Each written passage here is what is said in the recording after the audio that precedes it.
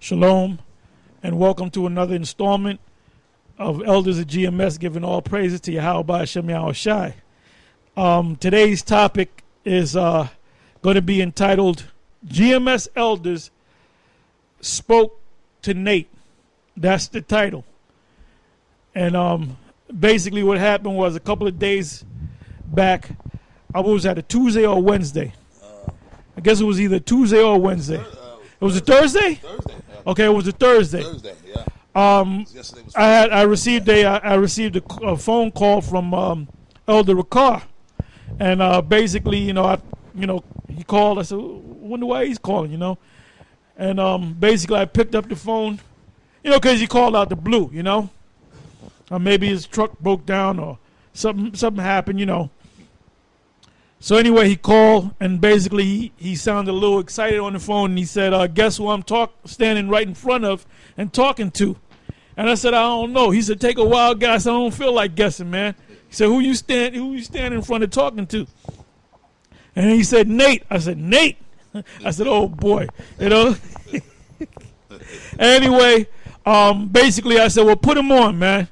And so I started talking to Nate, And basically, he basically said, yeah, he said, I said, shalom. He said, shalom.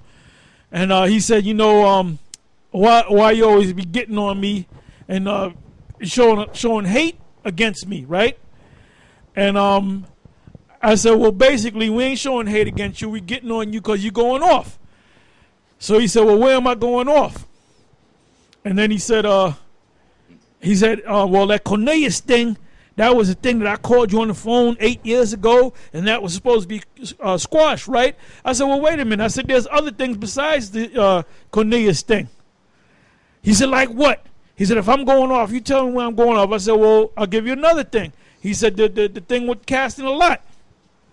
I said, you said 17 years ago, 16, 17 years ago at that council that when we were going back and forth with the Cornelius thing, and you couldn't see it, you said, I said this. I said, look, I suggested that we cast a lot on this thing. And then you jumped up, and I'm pretty sure you remembered. You jumped up, and you said, you can't do that to her because that's wicked to her. I said, what about that? He said, now give me the scripture where it says that it's wicked, or give me the law that says you can't cast a lot. He said, well, it's only like 2 times in the scriptures in the book of Acts and the John. I said, no. I said, it's in the scriptures a lot more times than 2 times, man. But I said, well, but give me the scripture or give me the law where it says I'm going off or I'm being wicked for suggesting of casting a lot. And he said, nah, you ain't supposed to cast a lot on those matters. I said, what matters? He said, on the matters of understanding. So what? I said, where's that at? Where's that at, man? And I said, and I halfway quoted a scripture because I couldn't remember it offhand. But give me Proverbs, and I said we went through this like a week ago. Proverbs, what is it? Proverbs 16 and 33. Because he said you can't do that when it comes to understanding. I said, well, wait a minute. We had the understanding. It's you that didn't have the understanding. But anyway, here's the scripture. This is the book of Proverbs 16 and 33. The lot is cast into the lap, but the whole disposing thereof is of the Lord. The lot is cast into the lap, but the whole disposing thereof is of the Lord. In other words, when you cast a lot, you're leaving it to the Most High. Yahweh Hashem Yahweh Shai. So how can you say, well, in matters of understanding, you can't use a lot, and you haven't gave me a scripture when we were on the phone, man? And then you said, well, look, we got to get together and have a meeting. We got to have a meeting, you, Gabar, Rakai Al, and so forth. I said, yeah, we can have a meeting. I said, just come up to 34th Street on a Saturday. He said, no. He said, because I'm down there at the camp down there in Queens. I said, you mean to tell me you can't take off and come up there? No, I got to be. I said, man, there's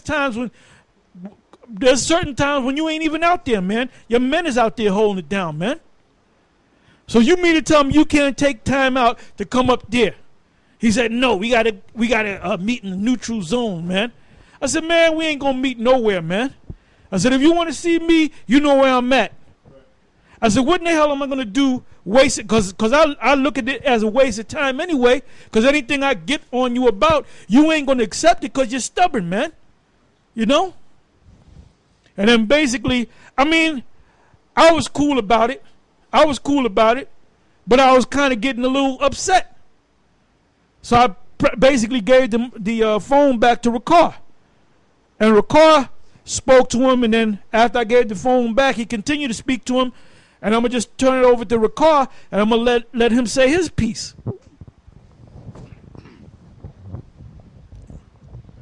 Yeah, basically, you know, we ran into each other, which that was completely spiritual.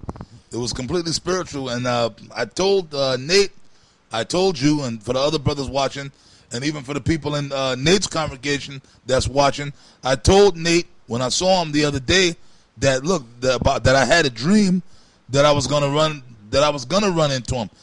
Before I had my dream, it was another brother I had done. He had a dream, I think, like a week prior. He had the same. I mean, I don't know exactly how his dream went, but he had a dream. I guess in his dream, he saw you or whatever, and everything was cool, and you had a cool spirit on you and everything, and y'all were talking or whatever. Then a week later, I had the dream. Now, and I told you, Nate, and I told Nate straight up that I had the dream, and I said the way that things went down Thursday when we saw each other, that's exactly how it went down in the dream. Now, I told some of the other brothers and stuff like that, I said, listen, that means that wasn't a dream. That was actually a vision that the Most High, Yahweh Hashem Yahweh Shai, gave me a vision in my sleep. Scriptures talk about that, man, that the Lord plants the instruction in men, you know what I'm saying, while men sleep. Yeah, Job 33, right?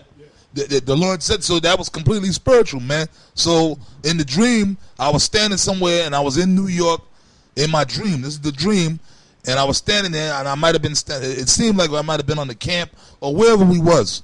All I know, I was there, and I had brothers or a brother with me, and Nate came rolling up in the dream, and he was smiling. He said, "Hey, shalom, Ricard, shalom." And then in the dream, I looked at him like, "What the fuck this dude doing here?" Like, my first intent was like hostile. Like, what the fuck? This motherfucker. But then, all of a sudden, a different spirit came on me, and the spirit of the Lord was like, no, he's cool. Be cool with him. And I was like, hey, brother Shalom. And I saluted him back, and we hugged and embraced and all that, and we started talking, right? Now, I'm on the damn train the other day with another brother. We got on, and as a matter of fact, we was on the subway. We was in the subway station. The train came pulling in, and it was the 4 train. As a matter of fact, me and Nate ran into each other on the 4 train. Yep. That's another footnote. 4 is supposed to represent mercy. Because we were at Chambers. Me and the brother were coming out of Brooklyn. We was on the J train. We got off the J train at Brooklyn Bridge. Got up. I mean, I'll tell you the story how it went. And then we got up and we walked over to the 4. You know, because you got to transfer over. And we were on the platform waiting for like about 5 minutes. 5 minutes later, the train comes pulling in. We get on the 4 train. We get on the train. We walk to like the middle part of the car, and we just standing there. So I get on the damn train, and I'm kind of looking toward like, I didn't focus on nothing. Spirit had me kind of just looking like toward the left side of the car for whatever reason. And Nate approached me from the right-hand side. He rolled up on me. And he walked up on me, and I felt somebody tap me, so I looked over to see who it was, and it was Nate. And I'm like, oh, shit, I was caught off guard at first. You know, like I said, my first impulse was like, what the, oh, shit, this motherfucker Nate, like, you know, how's he going to come? But then he came up, he was smiling, he was like, hey, shalom, shalom, Ricard, shalom. And he gave me a full salute. He used a full salute. In Hebrew. And then, in the Hebrew, he said, hey, shalom, Yahweh Hashem. And I said, oh, shit. So then I saluted him back. Right? Because it was just like, it happened exactly like the dream. At first, I was like, you know, standoffish, like, what the fuck? But then I looked, and then, hey, I was actually happy to see the guy. And then I saluted him back, and then it happened exactly like my dream. Exactly. The same look he had on his face, the same spirit, and he didn't have that proud spirit that he usually be having on him. He had like a humble type spirit on him. So the spirit of the Lord said, no, just deal with this guy. And we started, and then the first thing you said to me, Nate, was what? Why do you hate me? Why do you hate me, man? I'll be watching the videos. You said you hate me.